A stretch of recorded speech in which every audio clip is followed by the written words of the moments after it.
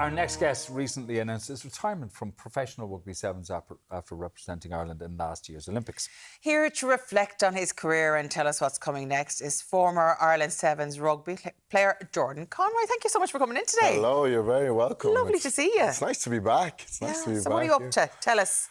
Well, I've been enjoying my time off anyways. You know, I just said for the first time ever, I've actually have a summer that I can enjoy. So I actually really didn't know what to do once I really announced the retirement. So I've been just, you know, taking it very chill, doing, you know, other things routine, getting my coffee. But I think a holiday's in order, but I just don't know where to go yet.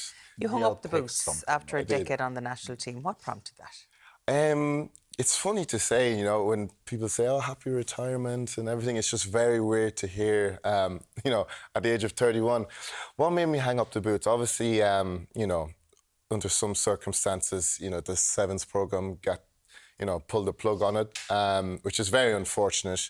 Very sad as well. But, you know, there's nothing we could really do as the players. I think the union just made a decision and they stuck by it, and sometimes you just have to take it. And yeah, it's a tough decision to take. I mean, for myself, I think having the career I've had, I don't feel as bad leaving. I've had 10 years and I've achieved quite a lot with the lads who started the programme over the years, but I was just more upset for the hopefuls coming through, you know, the grassroots and everything, because we've built it to such a high standard that it really got traction and people were really interested in playing it. So that's kind of one of the upsetting parts really for me and for the other lads, because, you know, haven't built it for 10 years and put it on a pedestal just to be pulled out underneath you.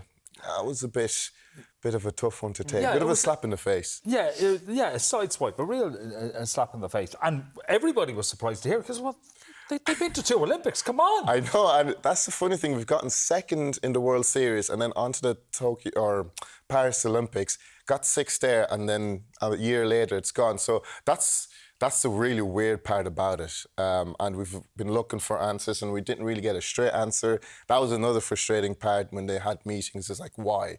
Why this? And it's like financial strategy and everything. We just didn't believe it, really. So Did you suspect something was going on before it was announced? I kind of did. I saw a couple of signs, you know, when obviously my players from, you know, Paris all, you know, decided to resign, 9 players, and they didn't bring back young blood in there, you know, they didn't really supply us with players. So I was kind of, And then a bit of word through the grapevine, there was a little bit hemming and hawing. So I kind of had an idea come March time, April, that, you know, something was funny, something didn't smell right. So I thought to myself, okay, maybe I need to prepare myself for that. And yeah, surely the news came on Main, got a phone call and said, this is what's going to happen. I was like, okay. Interesting. But I suppose you came to it quite late in life, didn't you? I did. As a player. I did. That's the funny part. I started properly at 18, like first with my club, just casually playing, and then I got picked up at 19, which is kind of, you miss the great years of being in like the Midlands and academies at like 16, 17, 18. So kind of learned late, but I was a fast learner, thank God. And luck went my way and I got into the Sevens programme and we worked really, really hard, us bunch of lads together, you know, for years before we went professional. So, I mean, I don't regret it. I've had an amazing time. I mean, that's the funny thing about when you retire, you start to reflect, and just the reflecting part and everything, you see the things that you almost forgot about. And at the very beginning, you know, training here and there to get the new facilities, to winning, to losing, to, you know, the nights out after tournaments, they were just beautiful. And obviously then the moments off the pitch where you have the fans and everything. So they're really beautiful moments that kind of, you know, had to take from the retirement. And they sustain you as well. Yeah, when you look back on them. When you're reflecting, do you reflect on some of the very strange names that teams might have had? I mean, for Come myself... on, fess up.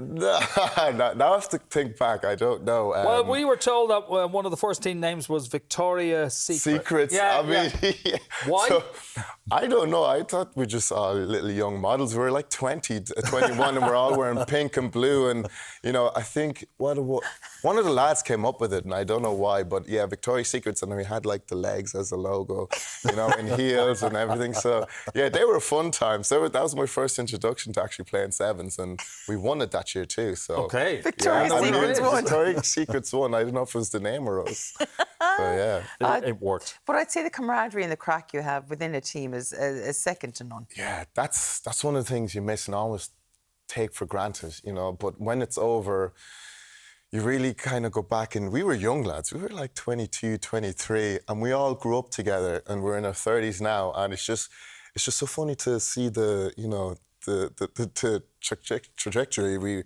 all came through, and you do get the memories of the mischief we get up to, you know, the boldness. Anything you can tell us, no? I'm not on TV. I mean, like, you know, there's some alcohol involved, and, you know, some curfew's been broken, allegedly. But that's what makes it. I mean, those are the kind of memories you need as well. And, you know, it's just funny kind of thinking back. And once we all announce retirement, we kind of talk about it and we just reminisce. We reminisce about the stories. And some of I've forgotten that I got up to, and I was like, no, I didn't. There's a reason I forgot about those. You blanked it out. I blanked it out. But yeah, they're some of the beautiful moments, you know, you'll miss. But, you know, we can make new ones. Yeah. Okay. Of course you can make new ones. You might throw yourself around the dance floor, as you did. Another one, yeah. So, you know, that was... I'm looking more to do like more on the TV side now, because I did love Dancing with the Stars, and obviously really? I did. Well, okay. I mean, the first couple of weeks, I hated it because I was just trying to be terrified. Too good. I know. The worst thing was messing up on the live show, and I did twice, but. The world saw my knickers. The world, like full moon. Moon came up twice that night. Yeah. But you got the votes in after that, didn't you? Yeah, and out the following week, they're like, what have we done? Fair enough. Yeah. But did you love the whole buzz of live TV? I do. After, you know, Dance with the Stars and then doing my solo show, Man Up, and I've just finished another TV show in May, which I can't really talk about. I think that'll be out in the later year. I've really enjoyed creating projects like documentaries, reality documentaries that people can watch and relate to. And the most entertaining, I feel like, shows are with kids, because you never know what you're going to get with teenagers and kids. And even being on the show, like I was with 16 teenagers in the last one, and I'm telling you, I don't know how parents do it. I don't know how parents do it with two kids. They say anything, don't they? They say anything. They'll cut you in half. Yeah. They're very draining, but I love it. I really do love it. So I kind of want to go down that path. And I also have my eyes set on Ireland's Fittest Family. I think I want to be a coach really? there. Yeah. You want to be a coach? I want to be a coach, yeah. Imagine coach my on it mother now? now going on to Ireland's Fittest Family. She'd break every single ligament in her body. No, I wouldn't put her through that. And the sister, she's fit enough, but there's only 3 of us. So. Your mother wouldn't manage the hanging tough. Oh, jeez, no, she wouldn't. No, God bless her soul. No, Yeah. she'd run a bit now. Yeah, she'd she run can a bit. stand on something. She can stand and she can run a bit. Yeah, fair play to her. But anything that, if she had to run up the ramp. So you'd like to kind of combine your love of fitness and your kind of ambitions for TV? Exactly, yeah. And I think there's like a little niche there, because it's something I'm comfortable in, and you know, I also wanted to work with young people, so I kind of feel like the two tie in such a way. So yeah, it's something I'm very interested in. 2 of your former Rugby Sevens people have both been to the Villa on have. the Island of Love. They have. Greg O'Shea, who won it. He did. He did it right. And at the moment, Connor's there too. Do you know him? Connor, yeah. So we all played together. I don't know what it is they love about Rugby Sevens players, but they keep hounding us. Do you know what it is? You're all fairly handsome. You're easy on the eye, lads, to be fair. Yeah. Come on, let's call it a spade. Say that. And we've great personalities because we're Irish. I mean, sometimes I watch the show and there's personalities just as hard as a doorknob. But I think you need some Irish in there to kind of spruce up the... Would you be tempted? Not at 31, no. Not at too 31. old? Too old, and it's just too many games. Too old in your head. To be going on a love show, it's not even a love show anymore. It's a game show to see who can get to 50 grand the fastest. I've been like keeping an eye on it. Apparently one of the worst seasons ever. Everyone's just coupling up with everyone. It's just a show of temptation, and there's no real love. Spicy. That's spicy TV, but take me out of it. Wouldn't you be mortified you got up to anything? You're a poor mother. That's what I'm saying. Jenny be there with the wooden spoon coming into the villa. It's like, our family name, what do you do? You know? Hitting you on the syllable. Yeah, exactly. I've got the wooden spoon a few times before. I wouldn't do it. Yeah, but that's the thing, you know. You're exposed 24/7, and anything can be taken out of context, and you know, we like to mess and say Would you be one things. for dropping a clanger now? Like, could you put No, your foot in it on occasion? I'd always be well switched on, you know.